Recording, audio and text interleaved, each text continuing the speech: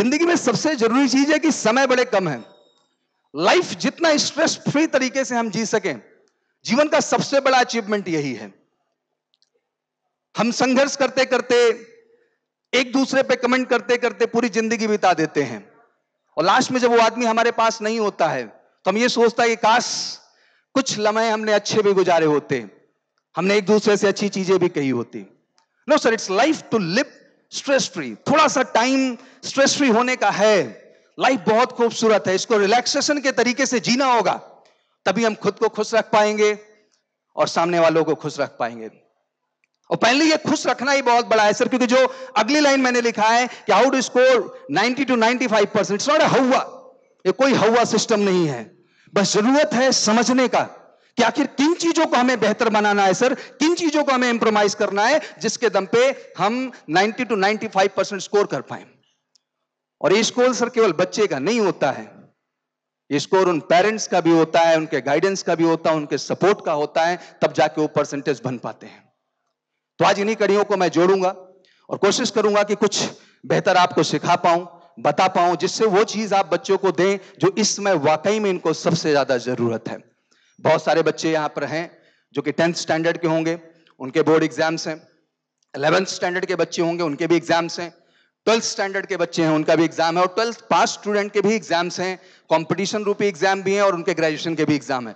तो ये बड़ा प्रीशियस टाइम चल रहा है इस समय, and we really need to value. इस टाइम को हमें वैल्यू करना होगा। जब मैं इस वैल्यूएशन में आगे बढ़ा तो मुझे लगा कि आखिर ये जो तत्काल परिस्थितियां हैं, जो स्थितियां हैं, इनमें किन चीजों को सीखने की जरूरत है। तो नो योर चाइल्ड। सर, बच्चे को समझना बहुत जरूरी है। आज की जो करंट परिस्थितियां हैं, जो करंट सिचुएशन है, इसमें बच्चे को समझना बहुत जरूरी है। और फाइनली समझने के लिए सबसे ज्यादा जरूरी है सर इस ब्रेन को समझना कि आखिर इस करंट सिनेरियो में, करंट जनरेशन में ब्रेन ओवरऑल है क्या, ये फंक्शन कैसे करता है। जब ब्रेन सिस्टम पे मैं स्टडी करने के लिए बढ़ा तो गॉट 2 पॉइंट क्लियरली सर। पहली चीज कि ब्रेन में एक आपका इनपुट सिस्टम होता है सर, और एक आउटपुट सिस्टम होता है। वो तो नाना पटेकर साहब का एक डायलॉग भी याद होगा कि इधर नहीं मारने का, इधर छोटा मगज होता है। तो it's really true, we have a proper input system and we have a proper output system. तो आउटपुट सिस्टम सर आपका ब्रेन और आपका ये फोरहेड का जो पार्ट है, ये आपका आउटपुट सिस्टम है। और जो ब्रेन के ये पीछे वाला आपका पार्ट होता है सर, ये पूरा का पूरा इनपुट का सिस्टम होता है। और सिस्टम ऑफ इनपुट क्या है, जब इस चीज की स्टडी में मैं बढ़ रहा था, बिकॉज चीजें तो एक प्रोसेस के अंतर्गत ही होके जाती हैं आपके दिमाग के अंदर। ऐसा नहीं कोई चीजें सडन हो जाएंगी, हर चीज का एक प्रोसेस है। तो 3 पार्ट में आपका दिमाग बटा हुआ है सर, जिसमें सबसे ऊपर वाला पार्ट जो आपका होता है, it's give you power of visualisation. कोई भी चीज जब विजुअल की तरह आपको दिखती है, उस चीज को जब आप एब्जॉर्ब करते हैं और अपने दिमाग, अपने ब्रेन तक उस चीज को भेजते हैं, तो आपका जो थर्ड पार्ट में जो सबसे ऊपर वाला पार्ट पीछे के ब्रेन का होता है, इनपुट सिस्टम का, वो आपका फंक्शन करता है। सेकेंड पार्ट, जब किसी चीज को आप सुन करके, बोल करके सीखने का प्रयास करते हैं सर, एक आप विजुअल तरीके से चीजों को, कोई भी आपको विजुअल दिखा, यहां आपको विजुअल दिखा, आपने इस चीज को पढ़ा, इस विजुअल को, अब इस विजुअल को आप पढ़ करके सीखने का प्रयास कर रहे हैं। बट एक विजुअल होता है सर जिसको आप सुन करके सीखने का प्रयास करते हैं, वो सेकंड वर्जन आपका होता है। और थर्ड थिंग होती है सर, किसी भी चीज को आप महसूस करके अपने ब्रेन तक एब्जॉर्ब करने का कोशिश करते हैं। और तीनों की फंक्शनिंग बड़ी कमाल की है। तो आज का जो ओवरऑल डिस्कशन है सर, वो तीनों आपका जो ओवरऑल एब्जॉर्बिंग कैपेसिटी है माइंड की, आज मैं उसको डिस्कस करने वाला हूं, और इन्हीं सब मसले पे हम लोग बात करेंगे। जब ब्रेन के फंक्शन में मैं बढ़ा तो कहते हैं कि आपका ये जो तीनों का परसेंटेज है, एक क्रम में इनका डेवलपमेंट होता है। चाहे वो विजुअल दृष्टिकोण से आप चीजों को एब्जॉर्ब कर रहे हो, चाहे आप उस चीज को ऑडियो दृष्टिकोण से एब्जॉर्ब कर रहे हो, और चाहे वो आप कैनेथेटिक, लाइक आप उसको स्पर्श करके, टच करके, महसूस करके उस चीज को आप एब्जॉर्ब कर रहे हो। तो 3 बेसिक प्रोस्पेक्टिव हैं आपके दिमाग को किसी भी चीज को एब्जॉर्ब कराने के लिए। तो ब्रेन कमाल का वर्जन है सर। और एक अच्छी बात मैं आपको बताऊं कि कुछ बड़े फैक्ट भी है इस चीज को लेकर के। The brain is all about a combination of parents mind. किसी भी बच्चे का जो ब्रेन होता है ना सर, वो पेरेंट्स के माइंड का कॉम्बिनेशन होता है। वो माँ और पिताजी के ब्रेन का कॉम्बिनेशन होता है, जिस ब्रेन की हम बात करते हैं, जो बच्चे का ब्रेन डेवलप होता है। और ये डेवलपमेंट बहुत पहले शुरू हो जाता है सर। ये 13 वीक से लेकर 27 वीक तक इनहैंसमेंट होता है। बट अभी तो हम बैक में नहीं जा सकते हैं, अब हमें आगे चलना होगा कि सर ये जो ब्रेन आ गया है, इस ब्रेन को समझना होगा और इस ब्रेन के हिसाब से काम करना होगा, तभी वो लर्निंग, वो स्कोरिंग, वो परफॉर्मेंस, वो कॉन्फिडेंस हम बच्चे के अंदर बिल्डअप कर पाएंगे। When I go study deeper in that, जब मैं बढ़ा तो ब्रेन का डेवलपमेंट सर अब हो चुका है, जो कहीं ना कहीं आपके ही तरह है। वो ब्रेन आपके फंक्शनिंग से बिल्कुल अलग नहीं है। शायद एक समय के बाद हम देखते हैं तो माँ बाप में बच्चा और बच्चे में माँ बाप दिखाई देते हैं। It's all about the development, जो एक प्रारूप में हो चुका है। तो आज जरूरी है हमारे लिए जानना कि बच्चा और आप किस लर्निंग सिस्टम में आते हैं। बीइंग ए पेरेंट सर, ये हमारे लिए भी समझना बहुत जरूरी है कि आखिर हम किस दृष्टिकोण से ब्रेन को ज्यादा से ज्यादा चीजें एब्जॉर्ब करके भेजते हैं। और पहले हमारे लिए यह भी समझना जरूरी कि हमारा बच्चा किस पैटर्न को फॉलो कर रहा है। और कमाल की बात सर, जब इस चीज को आप एब्जॉर्ब करेंगे तो आप पाएंगे कि जो पैटर्न आप लर्निंग आपका है, वही पैटर्न आप लर्निंग आपके बच्चे का भी है। When I got deeper, I got 3 strategy to learn. Brain को कोई भी चीज 3 तरीकों से जाती है। जब इन 3 तरीकों का एनालिसिस मैंने शुरू किया कि आखिर वो कौन से 3 से तरीके हैं जिन माध्यम से ब्रेन किसी भी कंटेंट को अपने अंदर ले जा रहा है और सेव कर रहा है, देन आई गॉट कि फर्स्ट लर्निंग सर निकल के आ रही थी, that is called visual learning. वो चीजों को विजुअलाइज करके लर्न करता है। सेकेंड लर्निंग थी सर कि उसके पास ऑडिबल लर्निंग थी, वो चीजों को सुन करके, बोल करके लर्न करने का प्रयास करता है। तो first learning is the visual learning sir, and second learning I am talking is Audible learning, and the third is kinaesthetic learning, जो कि किसी भी चीज को टच करके, महसूस करके, प्रैक्टिकल करके ही वो चीजों को सीखने का प्रयास करता है। तो 3 बेसिक मेथड हैं जिस माध्यम से आपका बच्चा सर किसी चीज को सीख रहा है, समझ रहा है। और ये समझना आज सर बहुत जरूरी है कि आखिर आपका बच्चा किस मेथड में आता है। और ये जजमेंट सही नहीं होगा। It's not all about telling to the parents. आज का जो एजुकेशन सिस्टम है सर, बीइंग ए शिक्षक, ये हमारी भी जिम्मेदारी बनती है। हम केवल तारे जमी पर मूवी देख भर लें, ये पर्याप्त नहीं है सर। हर तरह के ब्रेन को महसूस करना होगा कि आखिर बच्चे का ब्रेन क्या है और वो किस तरह से फंक्शन करता है। When I go little deeper study on that, जब मैं बढ़ा और इस चीज में मैंने प्रॉपर स्टडी करना स्टार्ट किया, तो कमाल की बात है कि सर बच्चे का इन तीनों में से किसी एक प्रकार का ही लर्निंग होगा। जो टॉप परसेंटेज आएगा इस विजुअल लर्निंग, ऑडिबल लर्निंग और किनेस्थेटिक लर्निंग जिसकी मैं बात कर रहा हूं, इनमें से किसी एक ही लर्निंग में बच्चे का महारत होता है। कोई भी बच्चा हो सर, कोई भी पेरेंट्स हो sir, everyone have a single way of learning. एक ही तरीका है हमारा किसी चीज को एब्जॉर्ब करने का, किसी चीज को सीखने का। अब मसला यह है कि वो एक चीज जो बच्चे के अंदर सबसे ज्यादा क्या डेवलप हुई है, इस चीज को समझना होगा। तो ये 3 पार्ट क्या है, इनको सीखने का नजरिया क्या है, इनको सीखने का जरिया क्या है, इनके विषय में आज हम समझेंगे। जब सबसे पहले जरिए पे मंथन हो रहा था तो आई गॉट अ लाइन कि मैं देखते हुए, पढ़ते हुए सीखता हूं। For my personal experience I said कि मैं चीजों को देखते हुए और पढ़ते हुए सीखता हूं। This is my way to learn. और यहां बैठे बहुत सारे लोग होंगे शायद जिनका यही वे ऑफ लर्निंग हो। But you see many people जो चीजों को सुनते हुए और बोलते हुए सीखते हैं, क्योंकि उनका वे ऑफ लर्निंग है। And you get many people जो प्रैक्टिकल करते हुए, किसी चीज को टेक्निकली एब्जॉर्ब करते हुए, किसी चीज पे प्रयोग करते हुए, सीखते हुए आपको नजर आएंगे।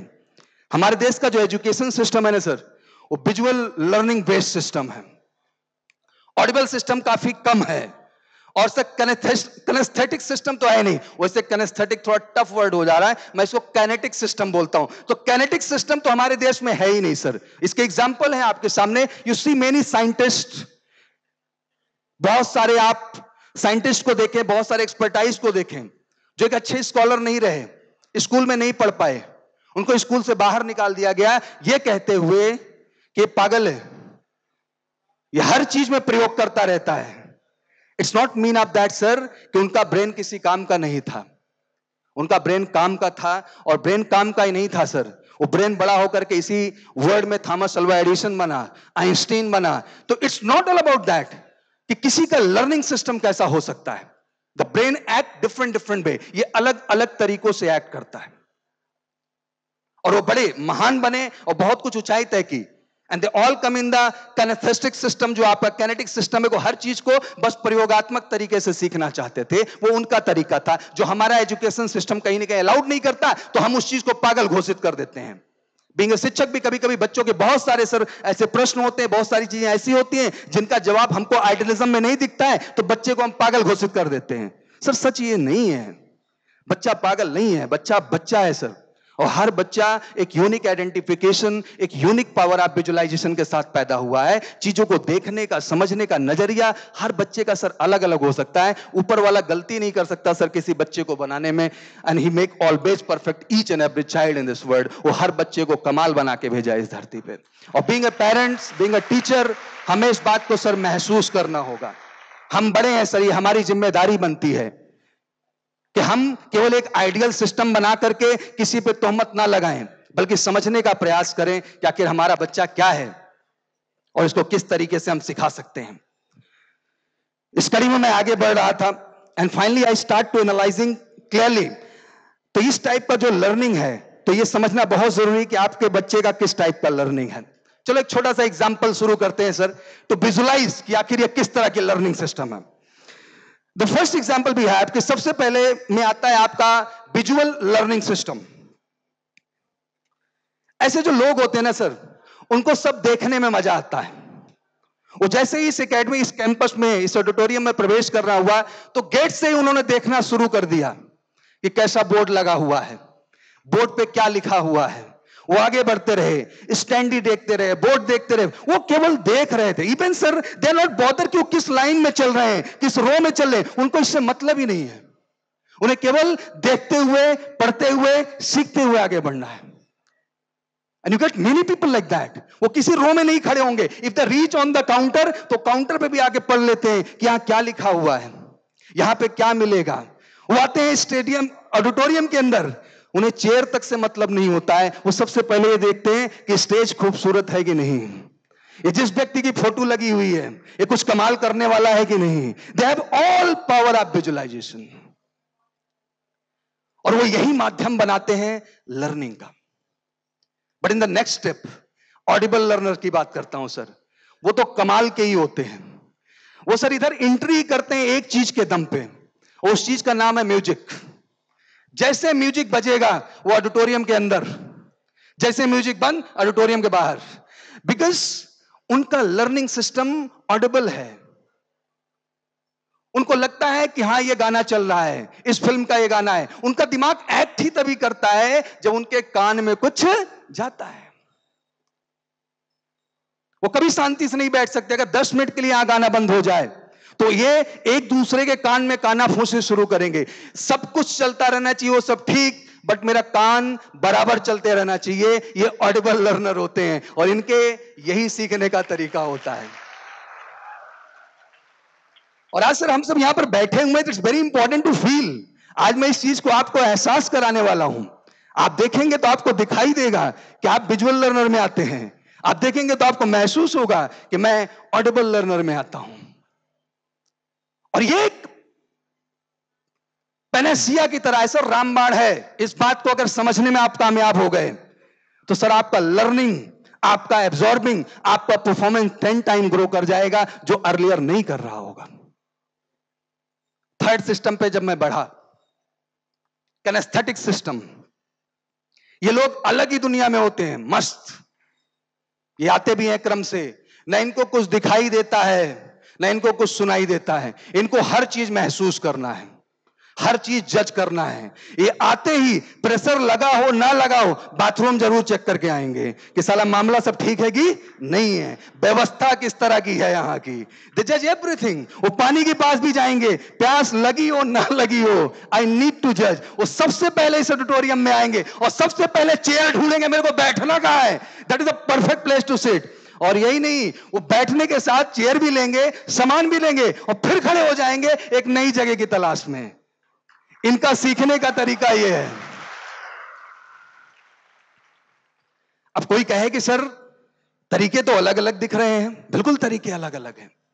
अब आप ही सोचो, इस तरह के व्यक्ति को अगर आप रोको, फॉर एग्जाम्पल मैं एक देता हूं कि ऐसा जो किनेस्थेटिक सिस्टम का आदमी होता है, इस बच्चे को आप एक पेपर दे दीजिए, पेन दे दीजिए, तो पेपर पेन लेके भी बैठेगा ना सर, वो तो पेन को बजाता रहेगा बकायदे। जब तक पेन नहीं बजेगी उसका दिमाग काम नहीं करेगा। उसका वो सिस्टम है। वो क्लासरूम में ही बैठा होगा, बीइंग ए टीचर भी मैं कह रहा हूं सर, वो क्लासरूम में ही बैठा होगा, वो कुछ ना कुछ बजा ही रहा होगा। उसका दिमाग ही तभी काम करता है जब कुछ ना कुछ आसपास चल रहा होता है। वो रूम में भी पढ़ रहा होगा तो घूम घूम के पढ़ रहा होगा, वो बैठ ही नहीं सकता, 15 मिनट नहीं बैठ सकता, 15 मिनट के अंदर उसको उठ के जाना है और फिर से उठ के आना है। The people have a different way of learning. हर आदमी का तरीका सीखने का अलग अलग है। और आज इस सेशन में आने का उद्देश्य भी यही है कि I really need to talk something very actual today.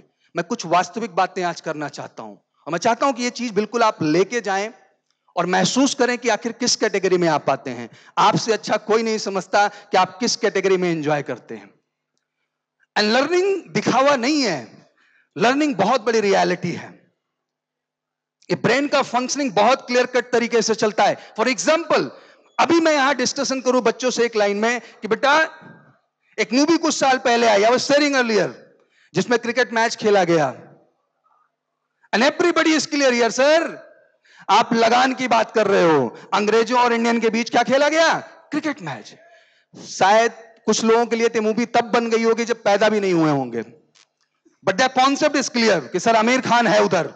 I know each and everything is clear sir. क्यों इनको क्लियर है वो चीज? बिकॉज चीजों को सीखने का और देखने का नजरिया बदलना होगा। वो इंटरेस्ट है। अभी इनसे पूछ लो बैठ के कि 9th में बेटा फिजिक्स का 5वां टॉपिक क्या था, तो वो सर इनके बस का नहीं है बता पाना।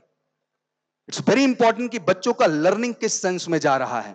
ये चीजों को इंटरेस्ट के साथ सीख रहे हैं या बस चीजों को सीख ले रहे हैं। It's very important to understand. और सर देखिए, ऑर्गेनाइजेशन भी कितना अच्छा जुगाड़ करती है, सारे जुगाड़ लगा रखे हैं। विजुअल आदमी के लिए ढेर सारी होर्डिंग लगा रखी है कि भाई ये इस माध्यम से देखेगा, इसको ये लगाना जरूरी है। अच्छे अच्छे गाने बजा रखे हैं ऑडिबल के लिए, क्योंकि उसका ध्यान ही तभी जा रहा है, उसने उस माध्यम से सीखा। और किनेस्थेटिक के लिए उसने बड़ा अच्छा जगह भी ले रखा है कि अंदर बाहर भी लोग हो तो कोई प्रॉब्लम की बात नहीं है। तो सारा का सारा सिस्टम इन्हीं तीनों चीजों को लेकर चल रहा है। अब मसला यह है कि सर जब ये 3 कैटेगरी हो जाती है और हम इसको समझ जाते हैं कि वाकई में 3 कैटेगरी है, तो पैटर्न ऑफ डेवलपमेंट क्या है सर? कैसे होगा? इनके पढ़ाई का तरीका जो ऑडिबल लोग होते हैं बड़ा क्लियर होता है कि जब तक जोर जोर से पढ़ेंगे नहीं, इनके कान में आवाज नहीं जाएगी, और कान में आवाज नहीं जाएगी सर तो बात ब्रेन तक नहीं जाएगी, क्योंकि उनका तरीका ही वही है। अब आप उसको सोचिए कि विजुअल लर्निंग के माध्यम में पुट करेंगे, वो परफॉर्मेंस नहीं दे पाएगा वो वाली, क्योंकि उसका तरीका वही है। उसी तरीके से वो चीजों को सीखता है और उसी तरीके से वो चीजों को एक्सप्रेस करता है। तो इट्स वेरी इंपॉर्टेंट कि हम इस बात को समझें कि आखिर किस कैटेगरी आप लर्निंग में हम आते हैं। तो चीजों को देखकर सीखता है। It's very important to understand sir, number 1 कि we need to understand he is the visual learner. Second, we need to understand ये ऑडिबल लर्नर है। And third thing, we need to understand कि किनेस्थेटिक लर्नर है। जब तीनों learner category आप clear हो जाती है तो थोड़े एफर्ट्स आपके शुरू होते हैं कि आखिर अब किस तरीके से लेके चला जाए। कभी बच्चा जो बहुत अच्छा सुनने और बोलने में हो, उसका आप रिटन टेस्ट लीजिए, उतना अच्छा परफॉर्मेंस नहीं आएगा। ओरल टेस्ट लीजिए, कमाल का परफॉर्मेंस आपको देगा वो, बिकॉज वो ऑडिबल लर्नर है। अब इसमें उसकी हम गलती नहीं कर सकते सर, बस पैटर्न को समझ के इंप्रोवाइज करने का प्रयास कर सकते हैं। मैं बढ़ रहा था आगे, बहुत सारे एग्जांपल हैं कि हम जिनको देखें। अब मनमोहन सिंह जी को हम ले लें और उनको हम डाल दें ऑडिबल कैटेगरी में, तो कभी परफॉर्म कर पाएंगे? वो नहीं करेंगे, बिकॉज कहीं ना कहीं उनके अंदर बोलने की वो क्षमता नहीं है। बट इतने बड़े इकोनॉमिक्स जो डिसीजन उन्होंने 1991 में ले लिया, वो कमाल का था। पूरे देश की इकोनॉमी को कंट्रोल किया, और आज तक उस सिस्टम से हमारा देश एक क्रेडिबल इकोनॉमी को स्टैंड कर पा रहा है। हम रेसेशन के दायरे में नहीं आते हैं, इट्स बिकॉज ऑफ हिम। लेकिन कहीं ना कहीं वो कैटेगरी उनके अंदर नहीं है। एपीजे अब्दुल कलाम साहब इतने बड़े साइंटिस्ट, हो सकता था कि जब वो रिटायर होते तो और रिसर्च करते, नहीं, वो अच्छे वक्ता थे, इसलिए उनको कहीं ना कहीं पब्लिक फिगर बनाया गया और उन्होंने दुनिया में बहुत सारे मोटिवेशन दिए, बहुत अच्छी बातें की और लोगों को इंस्पायर किया और सिखाया। तो मेरा ये कहना है कि जो जिस कैटेगरी का है, अपने हिसाब से वो अपना प्रोफेशन ढूंढ लेगा। सर चिंता करने की बहुत जरूरत नहीं है, हमको बस जरूरत है उसी कैटेगरी में उसको सपोर्ट करने का, तभी जाके वो उस लेवल के परफेक्शन को तय कर पाएगा और जो भी लक्ष्य डिसाइड करेगा आपका बच्चा, उस लक्ष्य को गंभीरता के साथ वो अचीव कर पाएगा। तो इट्स वेरी इंपॉर्टेंट कि we should understand the way, हम वे को समझें और उस हिसाब से एक्ट करना स्टार्ट करें। और सर जब इन तीन चीजों का कॉम्बिनेशन होगा तभी वो बेहतर होगा, अदरवाइज नो। मैं एक एग्जांपल आपको देता हूं, देन विल प्रोसीड फर्दर, फिर मैं आगे बढ़ता हूं। और इनको टैकल करने का पैटर्न भी सीखना होगा। मैं आपको इस छोटे बच्चे से लेकर बड़े बच्चे तक की कहानी बता रहा हूं कि कभी कभी बच्चा जिसका विजुअल स्ट्रांग हो, विजुअल देखने की क्षमता, उसको आप बोलिए कि सुनो बेटा, उसको सर कम सुनाई देगा, नहीं आएगा। और उसको आप तेजी के साथ बोलो कि बेटा यहां आओ, देखो क्या कमाल की चीज है, सर वो जहां भी बैठा होगा उठ के भागता हुआ आएगा। बिकॉज ही लव विजुअल, उसको विजुअल पसंद है, वो उसी तरह एक्ट करेगा। वही ऑडिबल वाला बैठा हो, आप लाख उसको कहते रहो कि आओ बेटा देखो, आओ बेटा देखो, नहीं आएगा। सुनो बेटा, वो दौड़ते हुए आपके पास आएगा। और कनेस्थेटिक वाले को तो आप चाहे बोलो कि आओ देखो बेटा, आओ सुनो बेटा, वो नहीं उठने वाला अपनी जगह से, आपको उठ के जाना पड़ेगा उसके पास, उसके बाल पे नहीं, सर पे हाथ फेरना पड़ेगा, उसके कंधे पे हाथ रखना पड़ेगा, तब वो महसूस करेगा, रिएक्ट करेगा। अच्छा, हमारे बीच में बात हो रही थी क्या? And then he will act audible and visual, तब जाके वो ऑडिबल एंड विजुअल हो पाता है। तो इट्स इंपॉर्टेंट कि हम अलग अलग बच्चों की कैटेगरी को समझें। और ये सर केवल पेरेंट्स के लिए नहीं है, बीइंग अ टीचर हमारे लिए भी जरूरी है कि when we are in the classroom we get three category of student. हमको तीन तरीके के बच्चे वहां भी मिलते हैं, ये हमारा धर्म है। ये कौन बोर्ड पे ज्यादा ध्यान देता है, कोई बच्चा होता है जो केवल आवाज पे ध्यान देता है, और कोई बच्चा होता है सर उसके पास तक जाके उसके पास खड़ा होना पड़ता है, उसकी पीठ को थपथपाना पड़ता है, तब वो एक्ट करता है। इसीलिए सर हम कंप्लीट आर्ट से भरपूर होने चाहिए बीइंग अ टीचर, जिससे कि हर वर्ग के बच्चे को हम कनेक्ट कर सकें और अपनी बात उस तक पहुंचा सकें। इसमें सर बच्चे की गलती नहीं होती है। They have a different way of learning, अलग अलग तरीके बच्चों को सीखने के हैं, और ये हम सबको समझना होगा। If we really want to make them perfect, अगर उन्हें हमें बेहतर बनाना है और कुछ आगे लेके जाना है, तो ये बहुत जरूरी है कि सर इस पैटर्न पे चलें और इन चीजों को हम सीखें।